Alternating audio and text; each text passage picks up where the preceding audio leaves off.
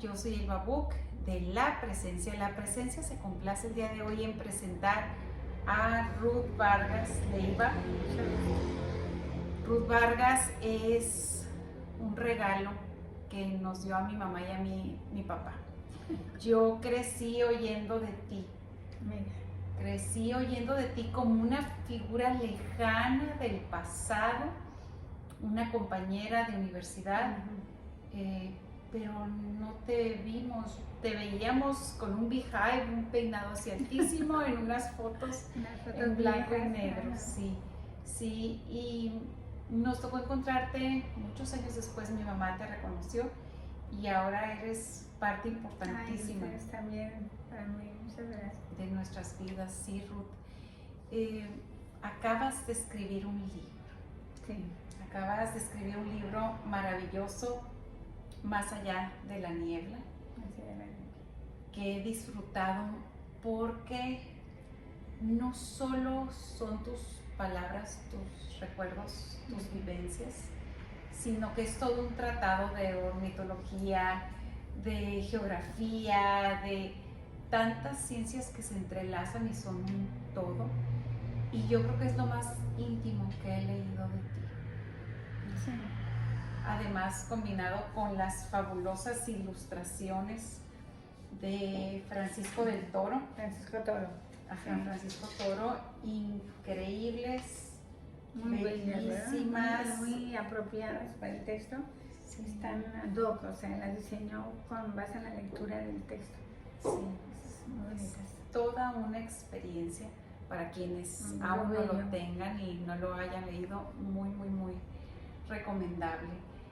Ruth, platícanos sobre esta etapa de la vida que estás viviendo. Yo sé que has pasado por muchísimas y te han entrevistado muchísimas veces sobre las distintas etapas de tu vida, pero esta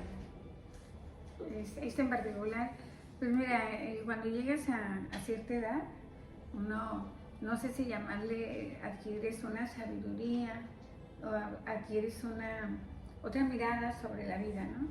Entonces yo antes era muy, digamos, desesperada, me preocupaban muchas cosas y en los últimos años he tomado la vida con más tranquilidad, no me desespero, las cosas me parecen que tienen su propio ritmo y tengo otro tiempo de vida, ¿no? Entonces también sido una etapa muy creativa y yo también siento que ha evolucionado la escritura. Como los temas que ahora escribí particularmente en este libro reflejan mucho lo que yo soy, porque soy una persona muy curiosa intelectualmente, leo muchísimas cosas de muchos temas y eso es lo que no fue mi intención que quedara esa expresión de mi personalidad, sencillamente salió, brotó, ¿no? Entonces sí, es una etapa distinta. Sí. Este libro se lo dedicas a Arroyo, que siempre me ha encantado ese nombre. ¿Lo sientes como una nueva manera de convivir con él? Sí. Hoy leí una frase que dice más o menos que lo más vivo son los recuerdos, y sobre todo los recuerdos de los muertos, ¿no? Y yo siempre, desde que mi hijo murió, he estado conviviendo con él de muchas formas. Lo recuerdo, le escribo textos con frecuencia, celebro lo que fue su vida, porque aunque esté muerto uno celebra la vida de ellos. Pero tuve una temporada muy dura, así como de mucha depresión, ¿no? Y que ahorita estoy transformándola en una aceptación de esa pérdida, en una manera de ver distinta la muerte y una manera de reconocer que él sigue vivo en mí, porque sigue vivo en mi memoria y en mis recuerdos y en mi experiencia cotidiana, ¿no? Entonces sí, es otra forma de asumir esa pérdida. Sí. Tu niño te regaló un planeta. Me regaló un planeta. Él tenía, y tú conoces la figura, me hizo un dibujo un día de las madres y entonces me dijo, mamá, él me decía tita, mis hijos me dicen Tita, dice, Tita, te amo hasta Plutón. Y a mí siempre se me quedó muy grabado hasta Plutón, ¿verdad? Entonces siempre que le digo, ¿hasta dónde me quiere mi hijo? Me decía, hasta Plutón, mamá. Y por eso mi planeta es en Plutón, ¿verdad? Entonces yo creo que él está en Plutón y a lo mejor y un día llego a Plutón, ¿no? Por eso el poema habla también de, bueno, yo no voy a llegar hasta allá, dice, porque son muchos años para un viaje interestelar, pero en mi mente yo estoy en Plutón. Sí. Y ya nos regresaron a Plutón. Por unos años no fue planeta, sí, según ellos. Sí, por unos años no fue planeta, pero para mí sigue existiendo y últimamente le regresa su condición de planeta. Creo que ahora está en mejores fotografías por el poder de los telescopios y todos esos instrumentos astronómicos, ¿no? Pero sí, y es interesante también que lo hayan desaparecido, porque es como esas islas que platico en mi texto, las islas que se perdidas, ¿no? Las islas que creamos, las islas que inventamos. Entonces Plutón también lo desaparecen como esas islas fantasmas, Plutón fue un planeta fantasma que vuelve a aparecer otra vez en la astronomía, ¿no? Entonces es una rara coincidencia. Sí, y habla, sí leí sobre el tiempo que tarda uno en llegar allá, pero yo creo que tu relación con tu hijo trasciende el tiempo. Sí, de hecho, el tiempo también es una convención, ¿no? Los días, los meses son una convención, los años son una convención. Realmente no sabemos cuántos años tenemos, cuántas vidas tenemos, pero sí, la relación con mi hijo es una relación que se mantiene viva. Y yo no sé si todas las madres lo asumen igual, fíjate. He conocido madres que han tenido la pérdida de un hijo y me dicen, sí, yo lloro cuando me acuerdo de mi hijo, pero para mí mi hijo es una presencia cotidiana, ¿no? Que a lo mejor para mucha gente es difícil de entender, porque dice, bueno, pues ya murió, pero no, porque mi vida estuvo llena de su presencia. Y cuando él murió, yo di gracias a Dios por habérmelo prestado 33 años, por haberme permitido estar en su vida 33 años y haber vivido tantas cosas con él. Yo le doy gracias a Dios por eso, porque pudo no haber estado en mi vida, pudo haber sido otra cosa y sin embargo él estuvo ahí presente. Y 33 años, un número tan significativo. Tan significativo, ¿verdad? Sí. Sí, estuvo todos los años. Una maravilla. Y ahora, Ruth, en este punto de tu vida en que estás parada, ¿qué sigue? Bueno, seguir escribiendo. Tengo libros, dos libros que estoy revisando. Uno lo estoy revisando, que eso lo escribí cuando estaba en la pandemia, que también en esa época empecé a escribirlo de Haroldo, el libro. Pero este es un libro que habla sobre la enfermedad, porque yo padecí el COVID, como mi experiencia de haber sufrido el COVID, pero poética, por cierto, obviamente, ¿no? Pero también tengo otro libro que estoy escribiendo sobre ángeles, ¿sí? Porque los ángeles han existido en todas las culturas, en las culturas persas, en las culturas hindúes, entonces con diferentes denominaciones y formas, pero los ángeles han estado siempre presentes y yo voy a hablar no solo de los ángeles buenos, sino, o sea, claro, de los ángeles caídos. Me gustaría hablar de eso, ¿verdad? ¿Qué significan y cómo de alguna manera hemos perdido esas alas de ángeles, ¿no? Y a veces lo que llevamos son ángeles de metal que nos arrastran por la vida, ángeles con mucho peso, que vamos arrastrando esas alas, ¿no? Yo creo que incluso los ángeles caídos tienen un toque de divinidad. Sí, son necesarios en el esquema general de las cosas. Sí. No solamente puede haber luz. No solamente puede haber luz. De hecho, convivimos cotidianamente con lo que no tiene luz, con lo oscuro, ¿no? Y a veces hay religiones o, digamos, que anuncian que hay dos formas, el mal y el bien, y que incluso el mal es más poderoso que el bien, o que existió primero el mal que el bien, ¿no? Que son visiones un poco distintas al cristianismo, donde fueron castigados, pero esa manera de ver a los ángeles es pues, también un inconsciente colectivo, ¿no? Porque si no hubiera un antecedente, sea espiritual o no sea, porque todas las culturas lo representan, lo citan, ¿sí? Sí, es importantísimo, pero es yo creo, y es algo sí muy católico, yo también nací católica, es querer tomar en cuenta solamente el lado luminoso, sí, y el lado contrario, el que va en contra, también es importante, porque si no, no existiría la luz. Sí, y más es importante porque también inventamos una memoria.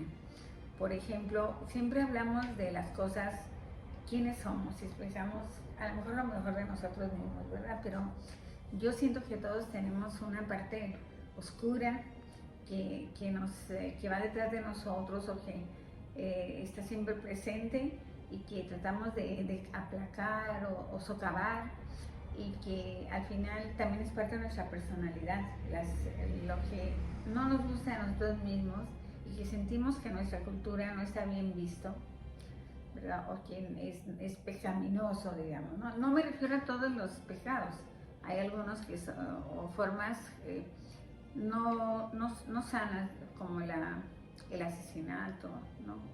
U otros, pero hay otras cosas que son parte de nuestra vida cotidiana y que forman la personalidad que somos. O sea, no somos santos, tenemos esa dualidad, y vamos arrastrando con esa sombra, que es lo que queremos ocultar, lo que no nos gustaría ser, lo que sabemos que será censurado socialmente, y que lo llevamos detrás, y tenemos que convivir también con esa parte de nuestra personalidad. Entonces yo quiero escribir, y estoy escribiendo, ya llevo varios poemas escritos sobre los ángeles, ¿no? Y quienes aspiran a ser, si no ángeles, también santos, que es una forma de... Ahora, no todos los ángeles tienen la misma jerarquía. Ah, claro que no. Qué bárbaro, hay unas castas más que en la India, sí, los ángeles. Sí, y hay unos más cerca de Dios que otros también. Sí, claro. Y al mismo tiempo nos ponen a Dios como algo tan lejano, cuando sabemos que es algo que existe dentro de nosotros, y también la luz y la oscuridad. Sí, por ejemplo, algunos de estos ángeles, arcángeles, los ángeles son de más bajo nivel, los más altos son los serafines, querubines y todo, que están más cerca de Dios, de acuerdo a la visión religiosa. Pero para mí que Dios está con nosotros, o sea, Dios está cerca de nuestra vida y lo llevamos con nosotros, y es una cercanía muy importante, sobre todo para los que tenemos una fe, ¿no? Dios es uno de nuestros pilares para vivir, al menos para mí es un pilar para vivir, y creo que está cerca de mí. A veces voy manejando y pienso, bueno, pues acompáñame porque eres mi copiloto, ¿no? O sea, así de cercano es. Sí, sí. Yo he tenido la suerte de observarte vivir y verificar que así vives y así llevas todo lo que sucede en tu vida, y es muy emocionante estar contigo hoy. Ay, hermosa. Platicar de creatividad. Eres un ejemplo para muchas personas. Yo no sé si soy un ejemplo, yo diría que yo he aprendido de todos. Yo creo que yo aprendo de toda la gente con la que he vivido, he aprendido algo, ¿no? Todos tenemos modelos para vivir, y yo voy tomando lo bueno de todos, y creo que eso es lo que lo convierte a uno en la persona que uno es, ¿verdad? A veces son tus padres, a veces son los amigos, a veces es una monja. Bueno, las figuras religiosas tuvieron mucho peso en mi juventud. Cuéntanos de esa monja, por favor. Bueno, hay varias, ¿verdad? Yo crecí en la Colonia Independencia y ahí había una iglesia, Sagrado Corazón de Jesús, y había un convento, y ya no existe, por cierto. Y en ese convento había unas monjas preciosas, porque eran muy bellas físicamente también. Y la Madre Lourdes, por ejemplo, que era la que siempre nos daba las vacaciones, las reuniones a todas las niñas, y yo en un momento hasta me dieron ganas de ser hermosa. La Madre Lourdes, que era la que cantaba, no, ¿era así la madre? La Madre Bernardita era la que nos hacía todas las reuniones, y la Madre Lourdes era la que cantaba el rosario, rezaba el rosario con una voz así muy especial, porque era una monja muy pequeña. Pero yo crecí con una gran influencia religiosa en mi vida, y cuando fue a la secundaria, tuve la presencia de la Madre Victoria Fragoso, que era la directora del 5 de mayo, del Colegio 5 de Mayo, y que ella fue profesora de literatura, y que ella me regaló los primeros libros de poesía que yo tuve en mi vida. Leía poesía desde la primaria en los libros, pero no la poesía que ella me regaló. Ella me regaló por Verlaine, que yo entonces no sabía lo que significaba ese libro. Muchos años después sentí lo avanzada que era esa monja. Me regaló a Rabindranath Tagore, por ejemplo. Y aparte de esa monja, yo ya he oído de ella, impulsó a muchas muchachas Sí. a perseguir sus sueños. Sí, era un ser muy evolucionado. Era muy evolucionado, y además era increíble porque en esa época, que estoy hablando de los años 70, las monjas andaban con su hábito y ella usaba un traje sastre negro. Como era pequeña, con un cuerpazo, pues se lucía muy espectacular, ¿no? Se salía del molde. Y Del finalmente, cuadrito. tanto se salió, leía mucho. Ella era de Jalisco, y leía mucho, era una mujer muy culta y muy emprendedora, y quería estimular mucho a las niñas. Finalmente salió del convento, fíjate. Estaba destinada a otra cosa. Claro, claro, y estoy segura que el paso por el convento lo llevó toda su vida le debe de haber servido de algo. Claro. Y a todas las vidas de jóvenes que tocó. Sí. Y ahorita tantas jóvenes que están viendo esta entrevista y que tienen escritas cosas. Sí. Y que tienen miedo a publicar porque es pues exhibirse ante el mundo. Sí. ¿Tú qué les puedes decir? Mira, yo a todo el mundo le digo que escriban, porque todos tenemos una historia muy interesante que contar, una historia de vida. Nuestras vidas son distintas, pero sobre todo porque lo que tú dices es cierto. Tenemos miedo de publicar por ser censurados, ¿no?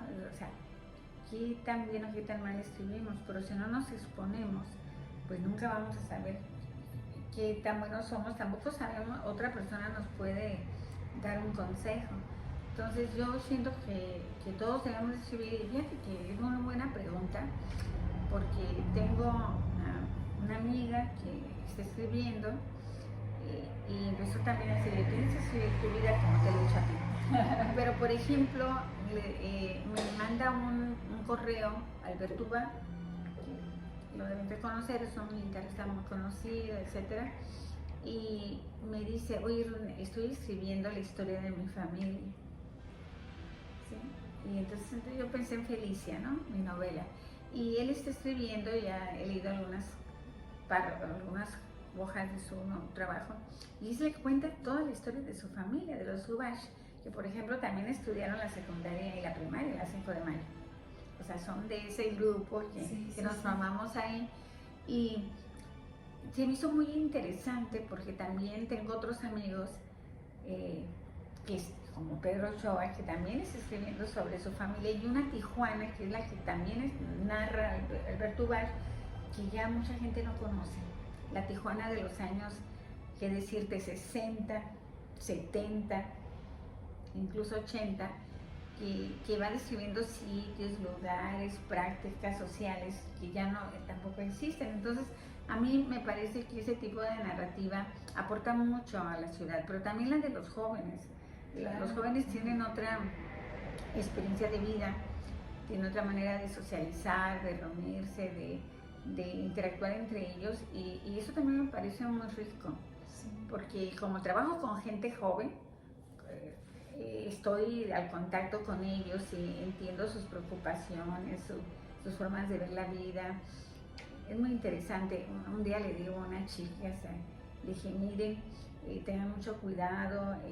Yo, como no entendía todavía muy bien quién eran, y le digo a mis alumnas que estaban en electrónica, tienen que cuidarse, tienen que, y me miraban muy serias, digo, es que me estoy refiriendo a la vida sexual, yo estoy de acuerdo en que tengan una vida sexual, pero por favor cuídense. Sí, maestra, lo hacemos. Entonces yo, Dios mío, ya me vi retrasada, ¿no? O sea, es otro estilo de vida, y me parece que tienen todo el derecho a hacerlo, y me parece también que es muy interesante y que deberíamos de tener más textos sobre esas vidas de gente que estudia, trabaja o socializa de cierta forma, y que no, sobre todo en Tijuana, y que me encantaría conocerlos.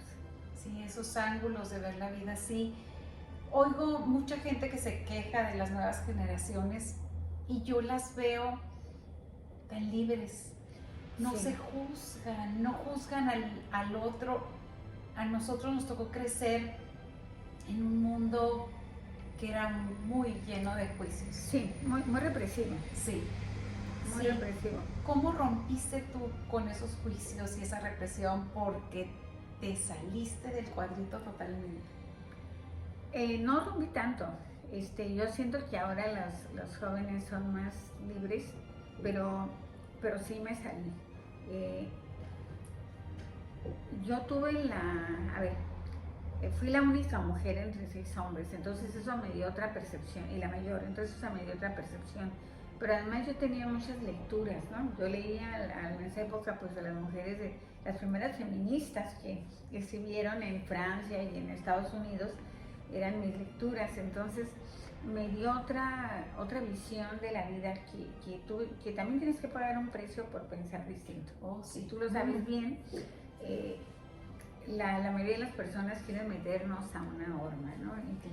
Y aún así, haciendo lo que debía de hacer, lo interesante es ese equilibrio entre lo que yo quiero ser y lo que mi formación me dice, ¿no? Porque sigo siendo profundamente religiosa, por ejemplo. Sí, que eso no tiene nada que ver con no te hace menos libre. Ese patrón de crecer entre 6 hombres y luego titularte de licenciada en economía junto con un montón de hombres, y más adelante escribir con los jóvenes poetas tonteras, la única mujer también. De alguna manera yo te veo rodeada de hombres en todo momento. Sí. Tu energía combina muy bien y convive muy bien con la energía masculina. Sí, mira, también parte de eso tiene que ver con que yo he vivido como hombre, o sea, por X razones, yo fui el proveedor de mi familia. El papá de mis hijos murió muy joven, y pues yo tuve que sostener a mi familia y darles bienestar y mandarlos a escuelas privadas y todo. Entonces, yo entiendo la preocupación de un hombre cuando dice, ¿cómo voy a salir de estos problemas? ¿Qué lugar de comer mañana a mis hijos? ¿O cómo pagar la colegiatura? Yo no veo, yo siento que somos seres humanos todos, ¿no? Y yo no me escribo particularmente a decir, yo soy feminista. Yo siempre he dicho que yo no me identifico en términos de feminista, ¿no? Porque primero he vivido como hombre, y segundo porque soy libre. Sí. Porque soy libre. A mí nadie me tiene que, yo no tengo pleito con nadie, ¿no? Entiendo que todos somos distintos, que todos tenemos diferentes, incluso preferencias sexuales, que ahora está muy de moda esto, que todos tenemos derecho a tener una existencia propia con nuestros errores, con nuestras caídas, con nuestras pérdidas, y eso me parece maravilloso. Y tampoco juzgo, no lo juzgo a las personas. Parte de esto, mira, viene de mi tolerancia, viene de mi familia. Yo, sobre todo mi padre, yo crecí en una familia donde mi papá no era católico, y al casarse con mamá aceptó que yo fuera católica. Entonces me educaron como católica, y mi papá pegó colegios católicos, pero yo aprendí en mi casa la tolerancia religiosa. Aprendí a vivir con una persona que hasta el último día de vida fue al templo, por ejemplo, ¿no? Y que sin embargo tuvo un enorme respeto por mis creencias. Aprendí de él también la aceptación de los otros, la tolerancia a otras formas de preferencia sexual. Mi padre era un hombre muy abierto a muchas cosas y yo creo que esa forma de ver el mundo viene de mi papá, sobre todo, ¿no? Mi mamá no, mi mamá era muy conservadora, pero mi papá no. Mi papá era un hombre sin mucha educación, pero con una mente muy abierta, y eso es muy importante en la gente. Ese es un regalote. Un regalo, sí, recibí. Entonces tú fue afortunada. La verdad, sí. ¿Sí? Sí, porque mira, uno no puede escoger dónde nace. Si pudiéramos escoger dónde nacemos, pues escogeríamos a la gente, a lo mejor diría, pues yo quiero nacer en tal familia o en tal ambiente socioeconómico y todo, pero yo tuve la fortuna de nacer en ese hogar. De esa crianza, ¿qué pasaste tú más adelante a tus hijos? Todo. Mis hijos, bueno, ahora mi hija, son personas muy abiertas a todas estas aceptación de todas las realidades sociales que estamos viendo ahora, que no juzgan a los demás, que tienen, sobre todo Chantal, que estudia problemas de migración, con una enorme comprensión de estas problemáticas y de las dificultades que representa, ¿no? La vida. Entonces, yo creo que uno de alguna manera eres modelo para los. Yo en particular siento que fui, ¿cómo decirte? Un modelo para mi hija, porque pues ella es una académica. Sí. ¿Sí? Ella ha hecho todos los estudios de maestría, 2 maestrías, una en Europa, otra en Flaxo, un doctorado, etcétera. Sigue mucho la vida académica como la que vio que yo hice, ¿no? Sí, sí, sí. Y lo que no comprendí entonces era el esfuerzo que significa ser madre y ser académica, o tener que pasarte horas trabajando en la noche, y ahora lo entiende, aunque no es madre, pero ya entendió lo que significa la vida académica, ¿no? Cuando la tomas en serio. Entonces yo siento que sí, que una de mis... Luego, una cosa que te quiero comentar que nunca le he dicho es que Chantal no me lee, porque dice que yo soy su mamá. Como siente que si lee mi obra, no sé cómo explicártelo, yo lo sé. Yo como hija sí lo puedo entender. No debe de ser sencillo esa mirada tan íntima a tu mamá. Pero también sé que hay un momento de nuestras vidas, y a las que somos afortunadas nos llega, en que llegamos a un punto en que nuestra mamá es nuestra amiga. Sí. Pero probablemente no es su momento aún. No, sí es mi amiga, o sea, no tiene menor secreto para mí, pero dice que, por ejemplo, poemas del ordenador. Tu secreto, sí, es que poemas del ordenador. Yo recuerdo la primera vez que los leí, habérselos leído en voz alta a mi papá, que conocía otro lado de ti, y dijo, ay, la chaparrita. Sí, entonces, a veces no, es difícil aceptar que tú eres una mujer, o por ejemplo en Los nombres pendientes, que es un libro amoroso. Entonces, estos son los libros, se me hace difícil leer eso, ¿no? Pero yo creo que sí algunas cosas las alegran. Sí, y va a llegar ese momento. Digo, yo sé, porque lo he visto con otras mujeres, lo he vivido con mi propia mamá, en que se puede platicar ya de todo con la mamá. De todo.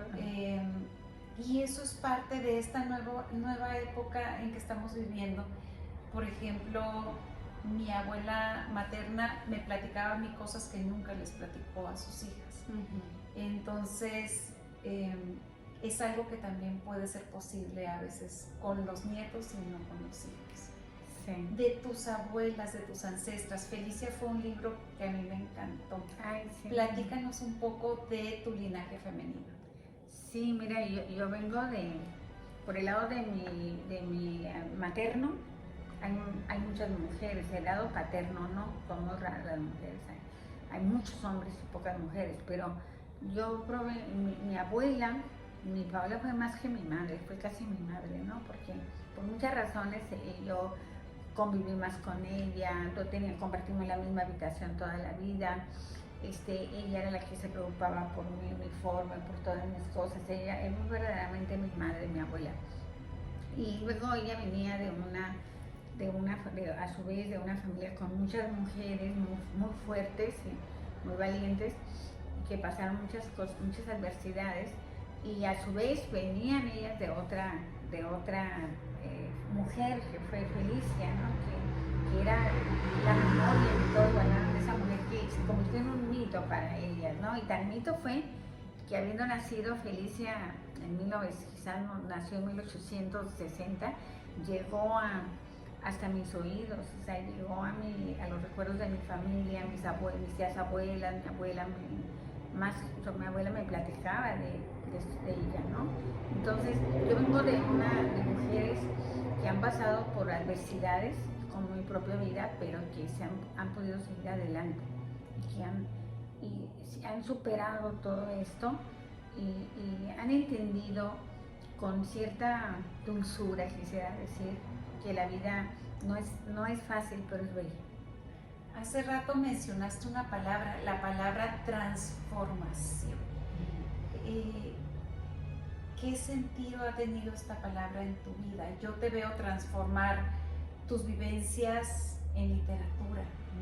¿Y qué sentido ha tenido la palabra transformar? ¿Cómo has transformado tú lo que has vivido? Bueno, uno transforma, uno sublima también. Yo diría que la transformación tiene que ver con sublimar, o sea, conviertes en algo creador todo tu dolor, ¿no? Tu existencia. Y yo sublimé todas las pérdidas que he tenido en la vida, porque han sido pérdidas, si bien he tenido pérdidas de hijos, también es cierto que he tenido pérdidas amorosas y de mis padres y de situaciones difíciles. Entonces, yo sublimé sobre todo mis pérdidas emocionales, las convertí en poesía. O sea, para la terapia fue una terapia la poesía y me salvó de muchas cosas, ¿no? Me dio una forma de expresión que se convirtió en eso, también un reflejo de mí misma. Yo creo que yo misma veo mi poesía y veo mi historia personal de dolor, de pérdidas, de miradas sobre el mundo, ¿ves? Y la poesía es belleza. Habrá quien difiera, porque mucha gente le aburre la poesía y es así como pleitos que pueden durar horas y horas. Pero para mí sí es la forma más alta que puede haber de acomodar las palabras. Claro, muchos dicen que es la expresión más alta de la literatura, ¿no? Es cierto, pero también la poesía es una forma, un compromiso que tienes tú como escritor con la vida, ¿no? Te vas por eso. Y no, fíjate que no, a veces me han preguntado cómo aprendiste, o sea, cómo llegaste a la poesía. Es algo que es un don que Dios te da. O sea, yo no estudié literatura, yo empecé a estudiar poesía porque leía poesía, ¿sí? Y hasta la fecha los poemas que más me gustan son los primeros que escribí en mi vida. Y creo que esa expresión se convirtió en parte de mí misma, se convirtió en parte de la imagen que la gente tiene de mí. Por ejemplo, muy interesante, que tiene una vida académica interesante, tengo muchos libros publicados académicos, pero la gente no me conoce no tiene esa imagen de mí, tiene la imagen de la poeta. Claro. Entonces la imagen de la poeta es más fuerte que la imagen académica. Sí, es como se te conoce. Ruth Vargas Leiva, los poemas. Sí, la poesía, sí, ¿no? Sí, y yo estoy muy agradecida con ese reconocimiento que la gente tiene de mi trabajo, porque creo que son muy generosos conmigo, ¿verdad? Creo que ven algo ahí, que no necesita hacer todo el poema. Una vez me dijo un amigo poeta, dijo, mira, si de un verso te quedas grabado una línea, si de un poema, una línea te queda grabada así, el poema se salva. Entonces yo creo que a veces la gente retiene esa línea de mis poemas, ¿no? Tus poemas son un espejo donde varios nos podemos ver reflejados. A mí me tocó estar estudiando un poema tuyo del ordenador en un taller y que un compañero muy jovencito lo vio y dijo, yo me lo quedo, este es mío. Y no hubo manera de decirle que no, le entregué la hoja, le dije ten, y lo interpretó de una manera bellísima. Sí, y también me platicaron una anécdota de una persona, un profesor, un académico que le mandé el libro, y entonces él lo dejó en la sala y llegó su hija y lo leyó y le dijo, papá, me tienes que presentar a esta muchacha. Entonces le tuve que decir, no, es que no es una muchacha, ¿no? Entonces es muy bonito que los jóvenes se identifiquen. ¿Quién decide cuándo uno deja de ser muchacha? Exacto, ¿quién lo decide, verdad? Porque también esto es otro tema, por ejemplo el de la edad, ¿no? Con mucha frecuencia se encasilla el tema de la edad, ¿no? Si ya tienes cierta edad y entonces debes de tener ciertos abandonos de emociones, de sentimientos, de deseos, ¿no? Uno envejece y sigues creyendo íntimamente, uno se siente joven, o sea, tú tienes sueños, tienes ilusiones, tienes proyectos, estás viva. Y creo que eso es lo que lo mantiene uno actual, tener proyectos, porque mira, cuando ya una persona me platica todo lo que hizo en el pasado, yo siento que no estoy frente a la persona viva. Sí. Pero me gusta la gente que tiene proyectos, no importa la edad, la gente que está planeando, aunque tengo 80 años, está planeando lo que va a hacer en el futuro, tiene libros que está escribiendo, tiene acciones que tiene viajes planeados, tiene proyectos de vida.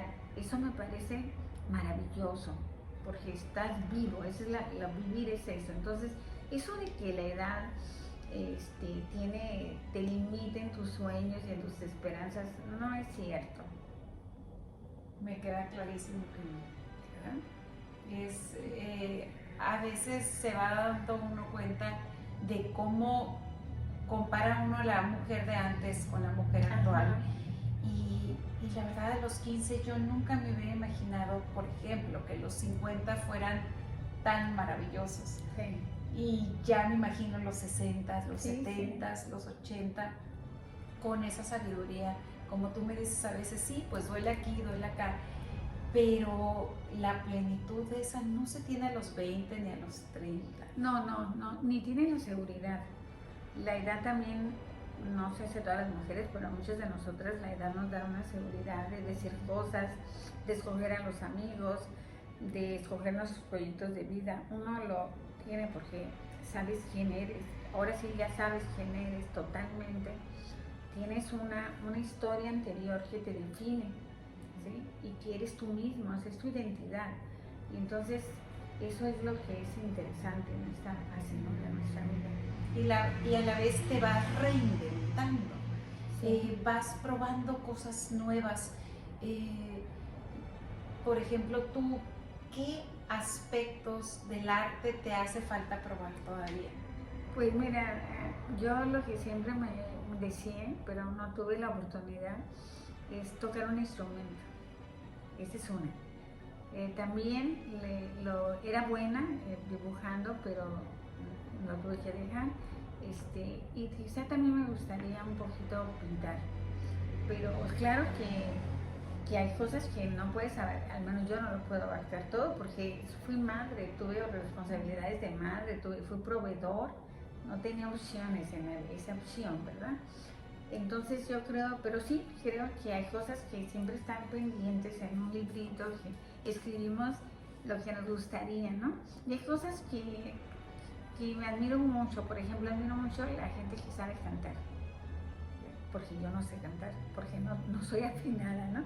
Entonces admiro mucho esa virtud, ese don, me parece maravilloso, pero no lo cambiaría por la escritura. Pero entonces podríamos esperar en algún momento un libro de Ruth Vargas ilustrado por Ruth Vargas. A lo mejor, sí, un día me gustaría. Pero aunque te escogí ahorita un excelente ilustrador, Francisco Toro es un hombre joven, muy creativo, maravilloso. Maravilloso. Sí, maravilloso, sí. Lleno de símbolos, su Lleno pintura. de símbolos, es un hombre muy interesante y tuve la suerte, ¿no? Y yo le platicaba a él, me dice, tú estuviste ahí, pues que a mí me daba mucha pena pedirles su colaboración, porque dije, no va a decir esta señora, yo quiero trabajar con gente joven, pero no, él accedió muy generosamente. Y estoy feliz porque es un libro muy bello. Hermoso, y además te leyó, no nomás te leyó, sino que te leyó. Sí. Es increíble. Yo cuando lo vi, pues podrías haberlos hecho tú. Sí. Es totalmente comulga con tu energía. Sí, él interpretó muy bien todo el sentimiento, y algo que me gusta mucho citar es la portada. Si la pones, él me preguntó que le diera una frase para esa portada, y entonces yo le dije, bueno, la herida duele más, la cicatriz duele más que la herida. Entonces, si te fijas, la silla, que está en 2 colores, tiene un quiebre, hay una fractura de la silla, sí, es muy ligera, que es donde se cambian los colores, pero la silla está íntegra, como diciendo, tú estás aquí íntegra con esa fractura que te va a atravesar toda la vida, ¿no? O sea, captó totalmente, tiene enorme sensibilidad. Sí, sí. Y Rumi decía que la herida es el lugar por donde entra la luz. Bueno, lo dijo Pizarnik, sí, lo escribió ella, y después, luego sí. Y creo que ella lo escribió primero y después se ha hecho una frase muy famosa, ¿no? Como muchas de ellas, ¿no? Pero sí, por esa cicatriz entra la luz. Claro. Pues muchísimas gracias, Ruth, por tu tiempo, por tu generosidad, siempre, para nada. por tu apoyo a la comunidad a través de la docencia, por todo lo que haces. 50 años tengo de docencia. Sí, sí. 50 años, formando ingenieros. Y porque quieras o no, eres ejemplo para todos los que te hemos observado vivir. Muchas gracias. Muchísimas gracias, Ruth. Para mí todos son ejemplos, tú con tu energía, tu entusiasmo, no sé de dónde sacas tanta energía, tantas de esas de hacer cosas tan distintas, es una cosa maravillosa. El otro es el acompañamiento que tienes de tu madre. Esto me parece fabuloso porque refleja un lazo muy estrecho y de mucho amor. Sí, ha sido un camino también, porque pues cuando te están criando no pueden ser tus amigas las madres, no. Te tienen que guiar, te tienen que pues dar un ejemplo, claro. Es difícil para ambas, pero llega ese punto en que ya somos amigas, en que somos amigas, y es maravilloso. Muchísimas gracias. Gracias a ti. Muchas gracias, te quiero mucho. Yo también a ti, Bella.